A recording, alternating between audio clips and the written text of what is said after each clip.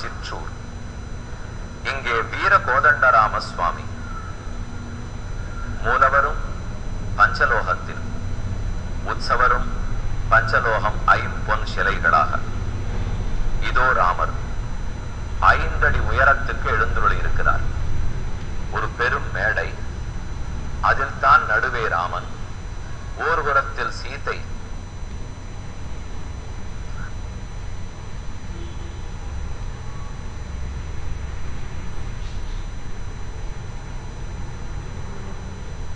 மற்றொரு புறத்தில் இலக்குவன்.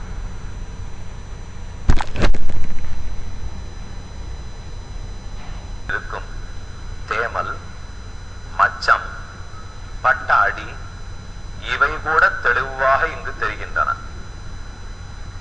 ராமனுடைய வலது திருவடிகளில் நேரே நடு எலும்பு, அதில் பச்சை நரம்பு தெரிகிறது பாருங்கள்.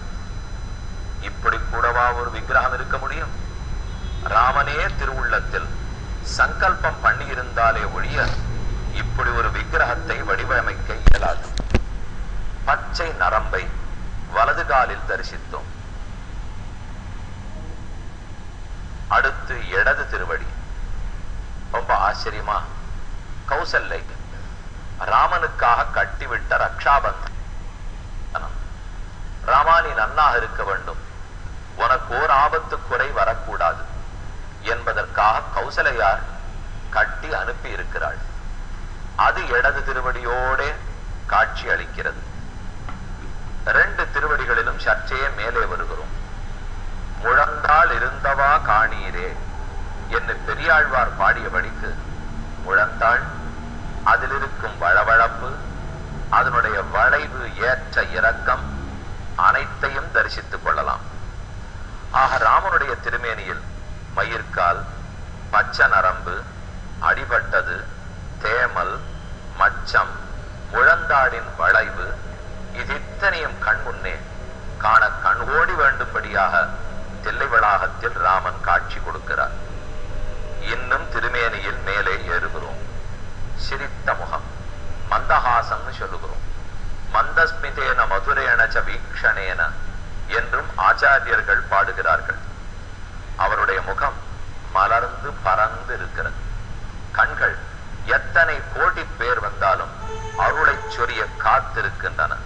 கரியவாகி புடவரந்து விழுந்து செவ்வரி ஓடி நீண்டவ பெரியவாய கண்கள் என்னை பேதமை செய்தன என்று திருப்பாணாழ்வார் சாதிக்கிறார். அந்த கண்ணை சேவித்தோம். மூக்குமிருந்தவா காணீரே, மாட்டுயர் கற்பகத்தின் வல்லியோ கொழுந்தோ அறியேன். ஒரு கற்பக கொடி வளைந்திருக்கிறா போலே மூக்கு, அந்த கற்பக கொடியே பழுத்தா போலே அழகான உதடுகள், அந்த கற்பக கொடி பூத்தா போலே 2 பூக்களை போன்ற திருக்கண்கள், அந்த கண்கள் மேன்மேலும் வளர்ந்து கொண்டே போகாமல் தடுப்பதற்காக திருப்புருவங்கள், அந்த புருவம் அமைந்திருக்கும் லலாட்டம்ங்கிற பறந்திருக்கிற திருநெற்றி, இது இத்தனைக்கும் சிகரம் வைத்தால் போலே முடிசூட்டினா போல இருக்கும் குழல் கற்றை, பெருமானுடைய பிரசஸ்த கேசபாசம், கருகருவென்று நீண்டும் சுருண்டும் இருண்டும் நெய்த்தும் நெடுநீளம் பூண்டும் இருக்கும் திருக்குழல். இதெல்லாம் ராமனுடைய முன்புறத்தின் அழகை சேமித்தோம். அவர் கைகளில் வில் பிடித்திருக்கிறார். வலது கையில் அழகான ஒரு பானம். இதை போல் பானத்தை எங்கு தரிசித்திருக்கிறோம்? நுனியினுடைய அமைப்பை பார்த்தீர்களா? அதை தரிசித்துக் கொள்கிறோம். அந்த பானத்தை பார்க்க பார்க்க இதை விடுத்து என் பகைவர்களையும் ராமன் போக்கி விடுவார் என்கிற நம்பிக்கை பிறக்கிறது. ஓர் புறம் ராமன், மற்றொரு புறத்தில் ஆச்சரியமா சீதை எழுந்துள்ளி உள்ளார்.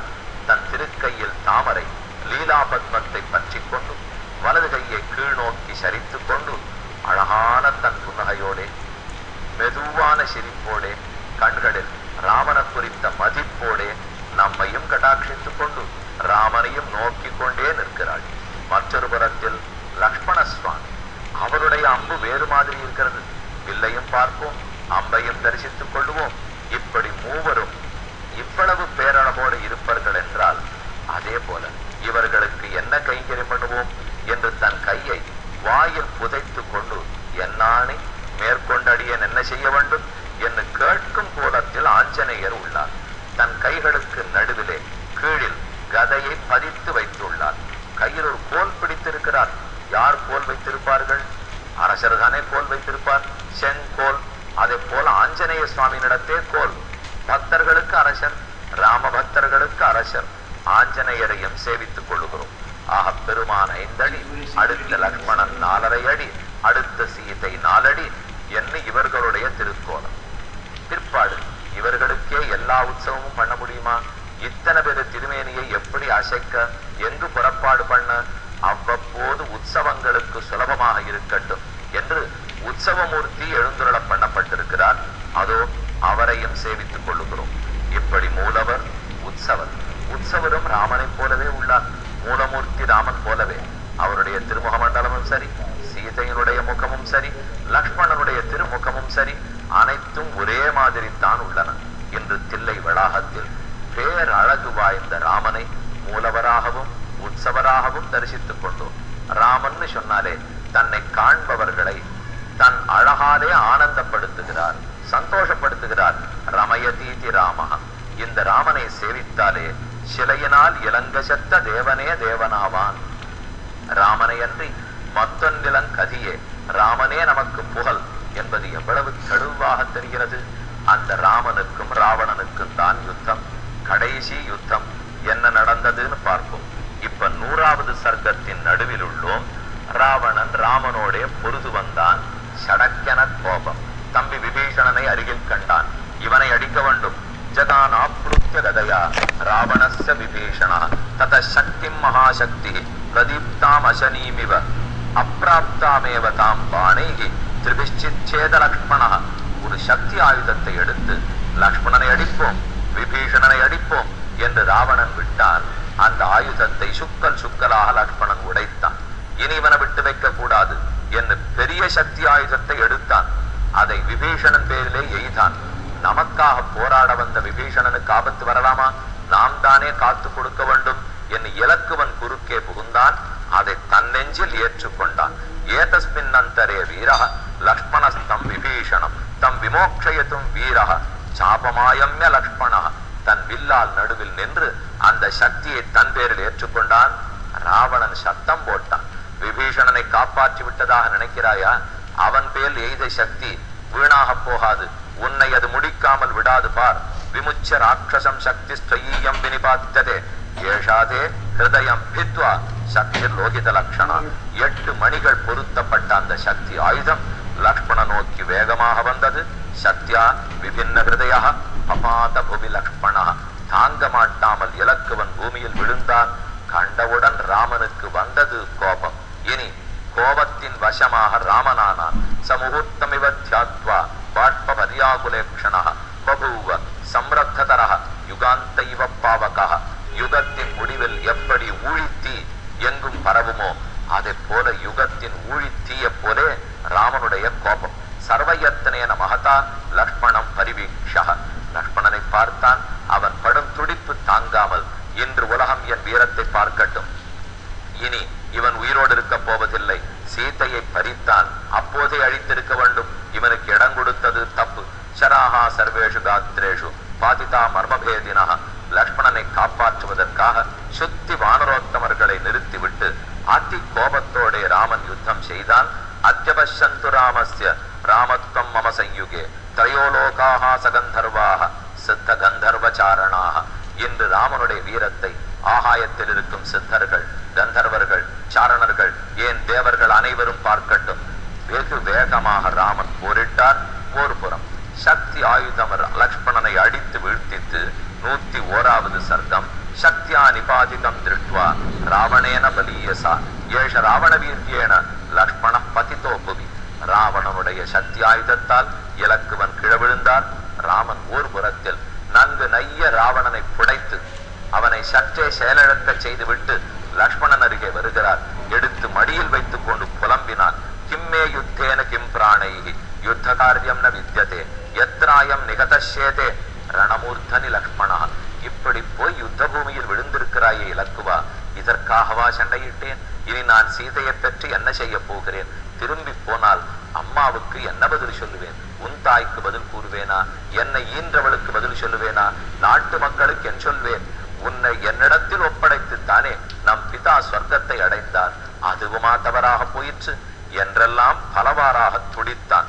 அப்போது சுஷேணன் ஒரு சிறந்த வைத்தியர், அவர் ராமனுக்கு அருகே வந்து, கவலை வேண்டாம், இவனை பார்த்தால் உயிர் பிரியவில்லை, கண்கள் மலர்ந்திருக்கின்றன, முகம் தெளிவாக இருக்கிறது, மூச்சு இருக்கிறது, ஆகவே உயிர் பிரியவில்லை. சோச்வாசம் ஹிருதயம் வீர கம்பமானம் முகுர்முகு ஏவமுக்த்வா மகாபிராஜ்யா சுஷேணோ ராகவம் வச்சா. கவலை வேண்டாம், முன்னால் ஜாம்பவான் கூறியபடிக்கு சில ஓஷதிகள் வர வேண்டும், மூலிகைகள் வர வேண்டும். அந்த மூலிகையை ஹனுமான் போய் எடுத்து வரட்டும்.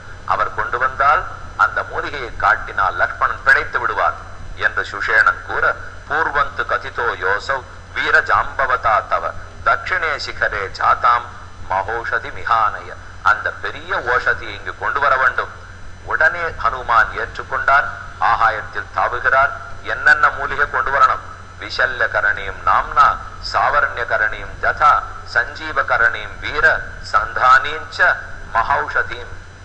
தலை துண்டித்திருந்தால் ஒட்டுவதற்காக ஒன்று, உடம்பில் இருக்கும் புண்ணையெல்லாம் ஆற்றுவதற்காக ஒன்று, அதிக சக்தியை திரும்ப பெறுவதற்காக ஒன்று, வலி வேதனையை தொலைப்பதற்காக ஒன்று. 4 மூலிகைகள் வர வேண்டும். சஞ்சீவனார்த்தம் வீரஸ்ய லக்ஷ்மணஸ்ய த்வமானய. ஓ, இந்த லக்ஷ்மணனை பிழைப்பிப்பதற்காக நீர் எடுத்துவான்னு சொல்ல ஆஞ்சநேயர் மறுபடியும் போனார். அதே மலையை அடைந்தார். சிந்தாமபியகம் ஸ்ரீமான் ஜானஸ்தா மகௌஷதி. ஸ்ரீமான் லக்ஷ்மணனுக்கு வால்மீகி பட்டம் கொடுக்கிறார். ஸ்ரீமான், ராமன் தான் ஸ்ரீமான். ஸ்ரீனா மகாலட்சுமி உடையவர். ஆனா அந்த ராமனையே ரட்சித்து கொடுத்த ஸ்ரீ அது ஹனுமானுக்கு தானே உண்டு. இதமேவ கமிஷ்யாமி கிரஹீத்வா சிகரம் கிரேஹ. இப்பவே போவேன், அந்த மலை முகட்டில் தேடுவேன், 4 மூலிகைகளை கொண்டு வருவேன். ஆசாத்திய பர்வத சிரேஷ்டம் திரிப்பிரகம்ய கிரேஸ்தடம். போய் தேடினார். சடக்கென்று மூலிகை கிடைக்கவில்லை. 3 முறை வலம் வந்தார். பெயர்த்து கொண்டு போக வேண்டியதுதான். எப்ப மலை ஒத்துழைக்கலையோ பெயர்த்து விடுவோம். புல்லநானா தருகுணம் சமுத்பாட்டிய மகாபலா ச நீலமிவ ஜீமூதம் துவயபூர்ணம் நபஸ்தலாது. நீருண்ட மேகத்தை போலே, ஒரு கருத்த மேகத்தை போலே மலையை தூக்கி கொண்டார். ஆஞ்சநேயர் மறுபடியும் வருகிறார். விஸ்மிதாஸ்து புபூவுஸ்தே பபூவுஸ்தே சர்வே வானர புங்கவாக திருட்வாது ஹனுமத் கர்ம சுரைரபி சுதுஷ்கரம். தேவர்களால் கூட செய்து முடிக்க முடியாத காரியத்தை ஹனுமான் செய்தார். மலையை கொண்டு வந்து கிழ வைத்தார். ஏ சுஷேண, என்னால் மூலிகையை எடுத்து வர முடியவில்லை, மலையை கொண்டு வந்தேன். சுஷேணன் ஆனந்தப்பட்டான். இதோ மூலிகையை லக்ஷ்மணனுடைய மூக்கில் வைக்க அது முழுக்க வேலை செய்து அவன் ஆபத்துக்களை எல்லாம் போக்கி லக்ஷ்மணனும் மீண்டும் உயிர்த்து எழுந்தான். இனி கடைசியில் ராமனுக்கும் ராவணனுக்கும் யுத்தம் என்ன நடந்ததுன்னு பார்ப்போம். இப்போது தில்ராகம் வீர கோதண்டராம சுவாமியினிடத்தை விடைபெற்று புறப்படும். இந்நிகழ்ச்சி ஸ்ரீராமனின் அருளமுதமாக வழங்க